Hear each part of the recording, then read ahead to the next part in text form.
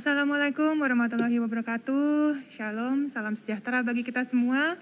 Om Swastiastu, Namo Buddhaya, dan salam kebajikan. Selamat pagi Bapak Ibu, saudara-saudari sekalian. Salam sehat untuk Indonesia. Di pagi hari yang baik ini, saya Dr. Isa Broto Asmoro kembali menyapa Anda semua untuk menyampaikan perkembangan penanganan pandemi COVID-19 secara nasional, termasuk varian Omikron yang kini telah ditemukan di lebih dari 150 negara, termasuk Indonesia, agar kita semua tetap selalu waspada. Per 10 Januari 2022 lalu, SARS-CoV-2 varian Omikron telah ditemukan di lebih dari 70% negara di dunia. Oleh karena itu, melalui surat edaran Satgas COVID-19 nomor 2 tahun 2022 tentang protokol kesehatan perjalanan luar negeri pada masa pandemi COVID-19, pemerintah meniadakan daftar 14 negara asal WNA yang tadinya dilarang masuk ke Indonesia, karena memang sudah tidak relevan lagi. Namun tentunya tetap ada peraturan tentang penetapan kriteria WNA dan durasi karantina. Berdasarkan monitoring dan evaluasi berkala yang dilakukan, durasi karantina saat ini yakni menjadi 7 kali 24 jam. Ketetapan tersebut juga didukung oleh bukti ilmiah bahwa di berbagai negara, masa inkubasi varian Omikron ini adalah 3 hari setelah pertama kali terpapar. Deteksi berlapis juga tetap dilakukan dengan adanya entry dan exit test, serta monitoring lainnya. Upaya ini terus dilakukan untuk tetap mengutamakan kesehatan dan keselamatan masyarakat Indonesia. Nah, terkait dengan penanganan pandemi COVID-19 per tanggal 18 Januari 2022, saya ingin menyampaikan kabar baik terkait update secara nasional bahwa kemarin sebanyak 564 orang telah dinyatakan sembuh. Berarti total pasien yang sembuh dari COVID-19 telah bertambah menjadi lebih dari 4,1 juta orang. Sampai tanggal 18 Januari 2022, pasien COVID-19 varian Omikron sudah diketahui berjumlah 882 orang, di mana sampai tanggal 14 Januari diketahui sebanyak 276 telah selesai isolasi. Artinya telah dinyatakan sembuh. Kita doakan semoga yang masih menjalani isolasi juga akan segera sembuh. Terkait dengan kesembuhan, berita baik lainnya yang bisa saya sampaikan adalah bahwa pemerintah terus menjamin ketersediaan obat COVID-19 dalam negeri. Tentunya untuk mengantisipasi gelombang lanjutan virus SARS-CoV-2. Salah satunya dengan menyiapkan obat antivirus baru, yakni Molnupiravir dan Paxlovid, di mana Kemenkes sudah mengamankan 400.000 tablet Molnupiravir yang sudah disiapkan PT Amarox. Dan diharapkan pada bulan April atau Mei 2022 sudah mulai bisa menjadi produksi dalam negeri. Alhamdulillah, kemajuan ini menjadi salah satu penyemangat kita semua untuk terus dapat mengatasi pandemi ini. Meski demikian, Bapak, Ibu, dan saudara-saudari sekalian, kita menghadapi kenaikan kasus konfirmasi positif dalam 1 pekan belakangan, terutama dengan kasus konfirmasi positif sebanyak 1.362 orang per 18 Januari 2022 kemarin.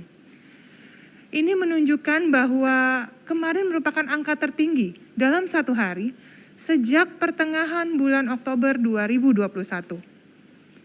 Ingat pengalaman kita tahun lalu, setelah libur Nataru dan Idul Fitri, di mana ada kenaikan mobilitas dan pelonggaran protokol kesehatan menyebabkan lonjakan kasus yang luar biasa. Maka mari jangan kita ulangi kembali kenangan buruk tersebut. Apalagi varian Omikron yang menyebabkan gelombang kasus luar biasa di banyak negara telah ditemukan di beberapa wilayah di Indonesia. Antara lain DKI Jakarta, Malang, Surabaya, Bogor, Tangerang Selatan, Bandung, dan Medan. Tentunya agar tidak menyebar luas, kita semua harus ikut andil dalam upaya pengendalian penularan COVID-19, terutama untuk varian ini. Karena apapun variannya, pencegahannya tetap sama. Disiplin menerapkan protokol kesehatan dan vaksinasi. Mari kita ketatkan lagi penggunaan masker, terutama ketika berada di ruang publik dan ketika kita berinteraksi dengan orang lain. kita terapkan jaga jarak dan mencuci tangan dengan rutin. Mengurangi mobilitas hanya untuk keperluan yang sangat penting saja. Perlu diketahui bahwa pada bulan Januari ini kita mengalami peningkatan mobilitas. Karena pertama, kegiatan bisnis dan ekonomi mulai berjalan lagi setelah libur Natal dan Tahun Baru. Kedua, kedatangan wisatawan yang baru saja kembali dari luar negeri. Yang ketiga, adanya resiko transmisi terhadap anak-anak yang di sekolah yang sudah menyelenggarakan pembelajaran tatap muka. Nah, di awal tahun 2022 ini kegiatan bisnis dan ekonomi yang sudah kembali berjalan. Oleh karena itu, Kementerian Perhubungan juga kemudian mengeluarkan data bahwa selama periode Nataru dari 24 Desember 2021 hingga 2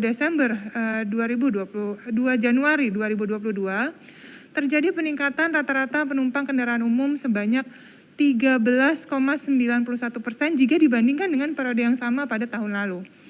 Nah, hal tersebut penting untuk dijadikan pengingat bahwa kita harus selalu patuh terhadap protokol kesehatan saat menggunakan transportasi umum, saat beraktivitas di ruang publik, dan terapkan protokol kedatangan saat kembali ke rumah agar resiko penularan berkurang.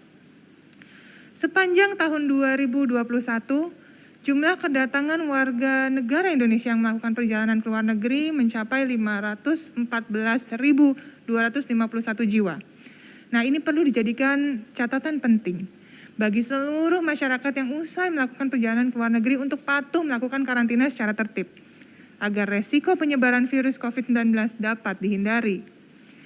Seperti apa yang disampaikan oleh Presiden Joko Widodo kemarin 18 Januari 2022, bahwa jika masyarakat tidak memiliki keperluan yang mendesak, sebaiknya mengurangi kegiatan di pusat-pusat keramaian dan menyarankan work from home bagi yang bisa bekerja dari rumah. Beliau juga menghimbau agar tidak melakukan perjalanan ke luar negeri terlebih dahulu kecuali ada hal yang mendesak. Kerjasama dari berbagai pihak adalah kuncinya. Dan kita, masyarakat, memegang peranan utama dalam faktor utama pencegahan untuk dapat selalu mendukung upaya-upaya yang telah dilakukan. Salah satu contohnya yakni segeralah mendaftarkan diri untuk mendapatkan vaksinasi. Apapun jenis vaksinnya, semua terbukti memberikan perlindungan yang efektif terhadap semua varian, sehingga tidak perlu pilih-pilih merek vaksin. Pastikan kita dan orang sekitar mendapatkan dosis vaksinasi lengkap. Mari kita bantu mereka untuk memberikan pengertian dan pemahaman tentang pentingnya vaksinasi bagi diri sendiri dan orang-orang di sekitarnya. Mari bantu pemerintah untuk mendorong daerah-daerah yang belum mencapai 70% dari sasaran vaksinasi. Nah, Bapak Ibu, saudara-saudari, alhamdulillah puji syukur kepada Allah Subhanahu wa taala bahwa jumlah dosis vaksinasi yang sudah disuntikan kepada masyarakat Indonesia per 18 Januari kemarin telah berhasil melampaui 300 juta dosis. Tentunya ini juga berkat kerjasama Bapak Ibu saudara-saudari semuanya. Pada pagi hari ini saya juga ingin menjelaskan sedikit terkait vaksin booster atau suntikan ketiga vaksin COVID-19. Berdasarkan hasil studi, memang terjadi penurunan antibodi 6 bulan setelah dosis primer atau dosis lengkap sebanyak 2 dosis penyuntikan atau 1 dosis jika Anda menggunakan Johnson. Sehingga dibutuhkan pemberian dosis lanjutan atau booster untuk meningkatkan proteksi individu, terutama pada kelompok masyarakat rentan. Komite Penasehat Ahli Imunisasi Nasional atau ITAGI berdasarkan kajian melalui surat ITAGI nomor SR-2/2022 mengenai kajian vaksin COVID-19 dosis lanjutan, menganjurkan pemberian booster ini untuk memperbaiki efektivitas vaksin yang telah menurun. Nah, sehubungan dengan kajian dari ITAGI, Badan POM kemudian pada tanggal 12 Januari 2022 juga telah mengeluarkan 6 merek vaksin yang disetujui untuk digunakan sebagai booster, yakni Sinovac, CoronaVac, Pfizer, AstraZeneca, Moderna, Zivivax, dan Janssen. Lalu kemudian pada tanggal 11 Januari 2022, Presiden Joko Widodo juga telah menyetujui bahwa vaksinasi booster ini gratis bagi seluruh rakyat Indonesia.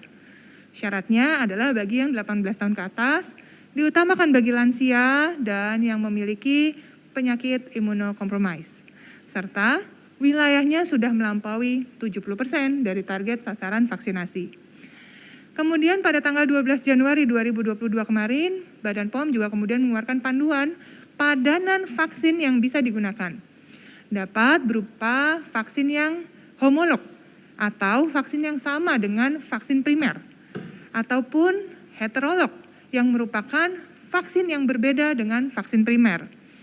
Nah, berdasarkan keputusan tersebut, pada tanggal 12 dan 18 Januari kemudian pemerintah yakni Kementerian Kesehatan Republik Indonesia menyesuaikan dengan jumlah dan stok vaksin yang tersedia di Indonesia.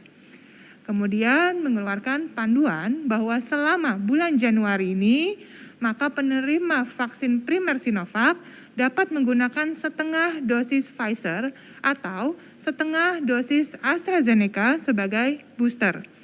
Sedangkan penerima vaksin primer AstraZeneca dapat menggunakan setengah dosis Moderna atau setengah dosis Pfizer.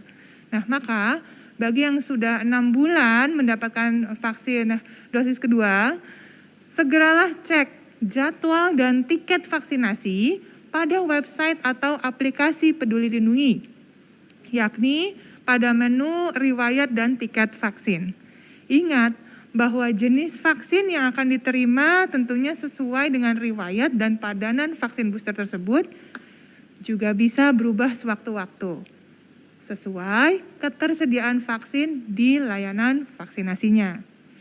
Nah, Bapak Ibu, saudara-saudari sekalian, data Kemendikbudristek menunjukkan bahwa 99% satuan pendidikan di Indonesia sudah memenuhi syarat untuk melakukan PTM terbatas.